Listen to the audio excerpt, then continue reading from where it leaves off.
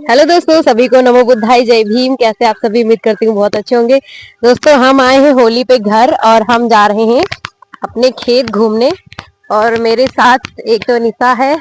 निशा हाय करो। जय भीम, नमो बुद्धाय। एक ये काजल है। हाय, कैसे हो आप लोग? बढ़िया ही होंगे। तो आज हम अपने खेत जा रहे हैं। देखो, पानी भी लेके जा रहे हैं, पानी भी लेके जा रहे हैं, गुजिया भी लेके जा रहे थे, पर गुजिया हमने रास्ते में निपटा दी। गुजिया कहाँ है? गुजिया रास्ते में हम 4-5 लेके आए थे। इससे हमने पापड़ मंगाए थे, पर ये पापड़ लेके नहीं आई। मैंने मैसेज नहीं पढ़ा था। हाँ, मैसेज ही नहीं पढ़ पाया। और निशा तुम बताओ। पाया बता रहे। मतलब इसने नहीं पढ़ पाया। और तुम बताओ, क्या हाल चाल है तुम्हारे? बहुत अच्छे हैं। तो कैसा लग रहा है आज? ये सब मतलब सब हरा ही हरा है ना, खेत आके अच्छा लग रहा है। हाँ, हमारा खेत अभी दिखाएंगे आगे चल के। अभी तो हम दूसरों के खेत है। ये हमारी एक सीमा बुआ है, उनका खेत है। ये पीछे वाला देख सकते कितनी हरियाली है। मतलब मेरी बुआ और इनके नाना है, मतलब नाना के छोटे वाले भाई, उनका खेत है। और हमारा उधर खेत है। ये रहा बम्बा। ये रहा बम्बा, मतलब एक छोटी सी नहर कह सकते हैं। चलो बम्बा दिखाते हैं चल के। काजल जाओ, तुम नहाओ जाके इसमें। ये है बम्बुआ, मतलब कि इसमें पानी है और इसमें लड़का लोग। ये रहा हमारा बम्बा। ये रहा बम्बा। वो लड़की खड़ी है, एक वो खड़ी है। पानी टच करो, देखो कैसा लग रहा है। ठंडा है कि कैसा नॉर्मल है? ठंडा है। इसमें हम लोग भैया जब छोटे थे, रुको 1 मिनट आ रहे हैं। हम लोग जब छोटे थे बहुत नहाते थे और खूब मार खाते थे घर में। फिर रुको, इधर का थोड़ा सा गंदा लग रहा है। और ये अभी सफाई हुई है क्या इसकी? हाँ जी, हाँ जी।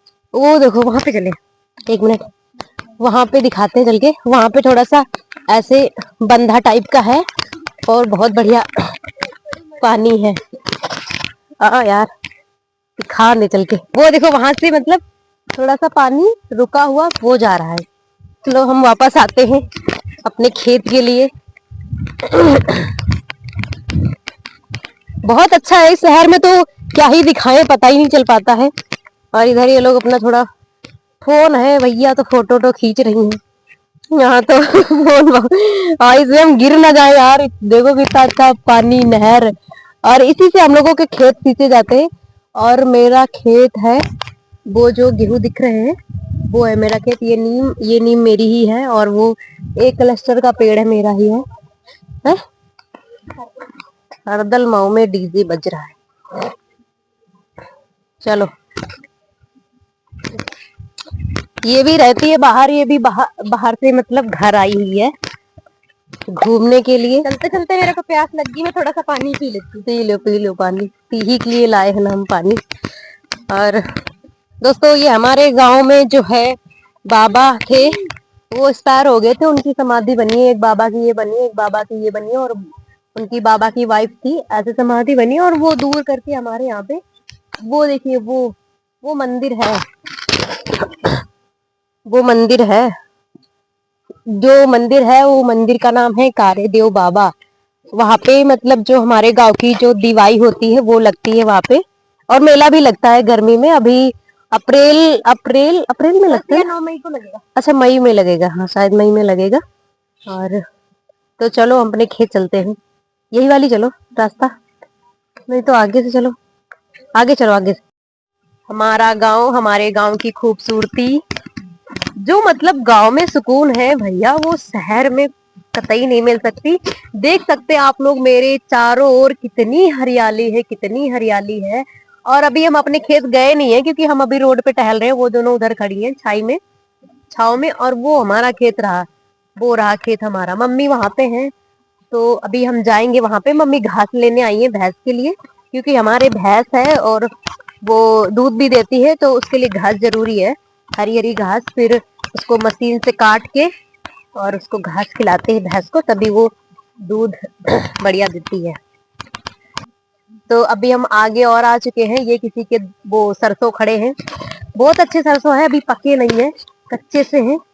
शायद मेरे चाचा के ही खड़े, मतलब परिवार में जो चाचा है उनके सरसों हैं। और उनके वो धान खड़े हैं, वो हमारी मौसी है वहां पे, वो घास निकाल रही है सभी। और ये दोस्तों, आप लोग जानते हैं बांस जिसके छप्पर बनाए जाते हैं, वो ये बांस है। तो अभी हम थोड़ा सा एक वीडियो शूट कर ले, क्योंकि हम वीडियो शूट करने के लिए ही आए हैं खेत पे, क्योंकि कल हम चले भी जाएंगे। तो अभी हम वीडियो शूट कर ले, उसके बाद में आप सभी से मिलते हैं। Okay, hello everyone. तो अभी हम लोग बैठे हैं और हम कुछ इम्पोर्टेंट बात करने वाले हैं आप सभी से, तो हमारे वीडियो में बने रहिएगा। तो मैं आज मिलवाती हूँ अपनी एक बहन से, मतलब ये मेरी बुआ की बेटी है, जो कि हमारे घर के बगल में ही रहती है।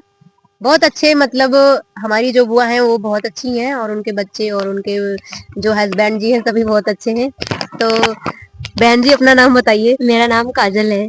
काजल है इनका नाम, और ये भी, इनका भी बहुत अच्छी सोच है। मतलब जब से हम लोग बाबा साहेब डॉक्टर भीमराव अंबेडकर जी के बारे में जाने हैं, तब से हम लोग बिल्कुल भी पाखंडवाद को फॉलो नहीं करते हैं। आज होली है और हमारे यहाँ होलिका दहन नहीं होता है। हम लोग होली, मतलब हमारे यहाँ जलती ही नहीं है। नहीं होता है हमारे वहाँ। हाँ, बिल्कुल भी होलिका दहन नहीं होता है।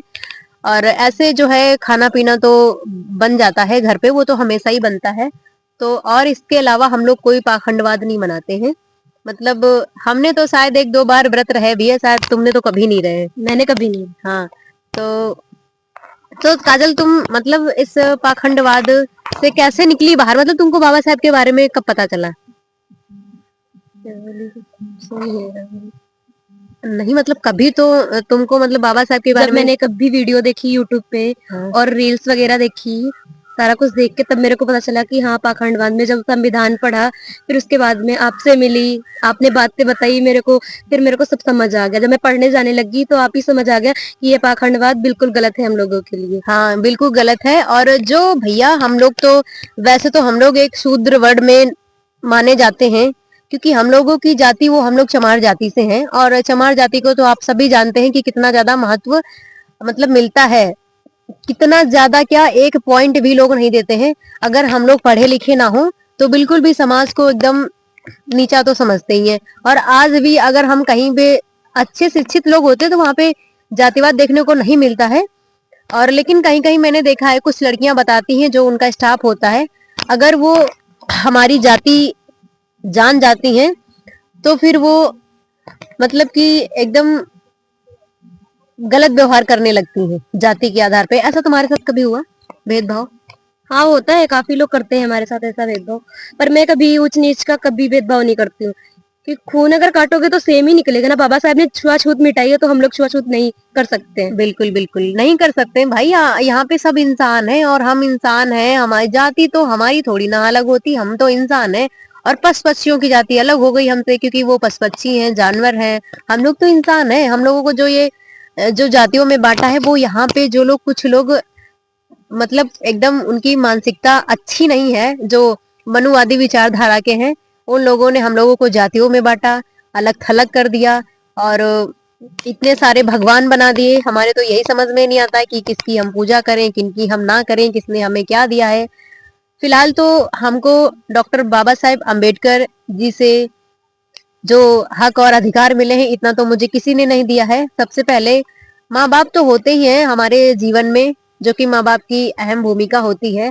और उसके बाद जो हक और अधिकार, आज हम ऐसे बैठे हैं ये सूट बूट पहन करके, ऐसे आज मतलब जो हम वीडियो ही बना रहे हैं, मेरे हाथ में फोन है, तो ये सब किसकी बदौलत है? बाबा साहब की। बाबा साहब की बदौलत ही है, और किसी की बदौलत। आज हमारे देश में जो संविधान है, तो हम लोग खुल के जी पा रहे हैं, वरना आज के दिन हम लोग क्या, हम होते ही नहीं। हमारे पापा और हमारे जो पूर्वज है वो मर गए ऐसे ही दूसरे की गुलामी करते करते। गुलामी, जो खेतों में काम करवा लेते थे, घर में काम करवा लेते थे, उसका वेतन भी वो लोग नहीं देते थे। तो यही सारी चीजें हैं भैया। और खासकर महिलाओं को तो जरूर बाबा साहब को पढ़ना चाहिए, क्योंकि जो बाबा साहब ने हिंदू कोड बिल पास कराया, वो सिर्फ और सिर्फ महिलाओं के लिए है। और हिंदू कोड बिल अगर हर समाज की महिला और जो पढ़ लेगी हिंदू कोड बिल को, वो सारे अधिकार जान जाएगी। क्योंकि बाबा साहब ना कि छोटी जाति के लिए किया है, बाबा साहब ने उच्च वर्ग की महिलाओं के लिए भी किया है। उच्च वर्ग में क्या था कि घर से बाहर निकलने की परमिशन नहीं थी, और जब घर से बाहर परमिशन नहीं थी निकलने की, तो हम ना तो पढ़ सकते थे, ना तो बाहर जॉब कर सकते थे। आज जो भी है वो सब डॉक्टर भीमराव अंबेडकर जी की वजह से है। तो और काजल, कुछ बाबा साहब के अगर सॉन्ग वोंग आते हैं तो वो सुना दीजिए। तो काजल, हम चाहते हैं कि आप कुछ बाबा साहब के बारे में कोई शायरी सॉन्ग जो भी तुमको आता है वो सुनाओ, क्योंकि ऑडियंस हमारी है वो सुनेगी तो कहेगी वाह भाई, इस लड़की को तो बहुत कुछ आता है। तो सुनाइए। कर गुजर गए वो भीम थे, दुनिया को जगाने वाले भीम थे। हमने तो सिर्फ इतिहास पढ़ा है यारो, इतिहास बनाने वाले मेरे भीम थे। जय भीम जय भारत। बहुत अच्छा, बहुत अच्छी शायरी है। और एक मैं भी शायरी लगातार बोल देती हूँ अगर बात शायरी की हो रही है, कि मेरी जिंदगी में खुशियों का सिलसिला न होता, मेरी जिंदगी में खुशियों का सिलसिला न होता, ये जमी का रंग हरा भरा और आसमान का रंग नीला न होता, अरे हम कब का यूं ही मर जाते, अरे हम कब का यूं ही मर जाते, अगर इस देश का संविधान बाबा साहेब ने लिखा ना होता, लिखा ना होता। तो दोस्तों, हम जो बाबा साहेब का जब इतिहास पढ़ते हैं, जब उनके बारे में, तो इतना ज्यादा मतलब मुझे तो रोना आता है कि बाबा साहेब हमारे लिए कितना कुछ किए हैं, और आज आज की जनरेशन है ऐसी, वो बाबा साहेब को ना पढ़ के वो लोग मतलब पता नहीं कहाँ से कहाँ जा रहे हैं। तो मेरा जो हमारे वीडियोस आप लोग देखें तो अपने बच्चों को बाबा साहेब के थॉट्स और बाबा साहेब के बारे में जो भी जानकारी है तो आप अपने बच्चों को दें, क्योंकि जो बच्चे छोटे होते हैं हम जैसे उनको जो भी शिक्षा देते हैं बच्चे वही सीखते हैं आगे चल के। तो आप आपसे छोटे अगर आपके भाई बहन हैं, आपके अगर बच्चे हैं, या आप कहीं रिलेशन में जाते हैं तो उनको बाबा साहब के बारे में जरूर बताएं। और जितने भी महापुरुष हैं हमारे, जैसे कि ज्योतिबा राव फूले और महात्मा बुद्ध हुए, पेरियार जी और ललाई सिंह यादव, भगत सिंह, एपीजे अब्दुल कलाम, बहुत सारे महापुरुष हैं जिनका इतिहास हमको पढ़ना चाहिए और उनके बारे में हमको कुछ ना कुछ तो पता होना चाहिए। क्योंकि अगर हमसे कोई पूछ देगा आगे चल के कि आप कितना पढ़ाई करी हैं या आप कितना पढ़ती हैं, कौन सी क्लास में, जैसे भी काजल है, काजल का शायद अब की वो क्या इंटर है, हाँ तो जैसे इंटर में है ये, तो इनसे भी कोई छोटा सा सवाल ही पूछ दे तो अगर ये पढ़ेंगी नहीं तो ये जानेंगी कैसे। तो इसका ये अर्थ निकलता है कि किताबें दो चार अपने पास रखिए, जो भी एक कॉन्स्टिट्यूशन होना चाहिए हर घर में, उससे हमको पता चलेगा कि जो ये आर्टिकल्स हैं उनके बारे में पता चलेगा। और जो भी बुक्स हैं, बाबा साहब की कई बुक्स हैं, जाति पाति का विनाश और हिंदुस्तान पाकिस्तान और हिंदुस्तान पाकिस्तान का विभाजन और अछूत कौन थे, ऐसा करके। और बाबा साहब का जो बाबा साहब की एक बुक है मेरी आत्मकथा, उन्होंने खुद लिखी है, और वेटिंग फॉर वीजा, और एक ज्योतिबा राव फूले जी की है, ज्योतिबा राव फूले जी की हाँ बुक है गुलामगिरी। उसको तो हर एक नागरिक को पढ़ना चाहिए, गुलामगिरी बुक। उससे हमको बहुत कुछ पता चलेगा अपने इतिहास के बारे में। तो दोस्तों, अभी हम लोग थोड़ा सा और जगह चल के वीडियो बनाते हैं, तो बस बने रहिएगा वीडियो में।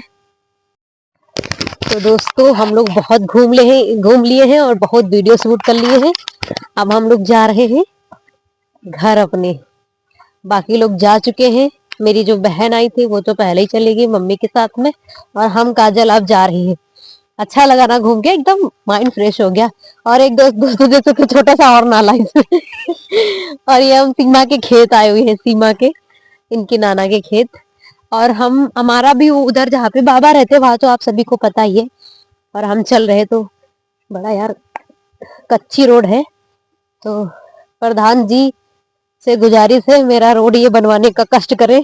दोस्तों, इनके पापा जो पूर्व विदेशी हैं, तो काजल तुम ये रोड बनवाने की मतलब जो बात है वो अपने पापा तक पहुंचाओ, पापा जी तुम्हारे प्रधान जी तक पहुंचाए, तो जल्द से ये रोड बने और हम लोग अच्छे से चलें।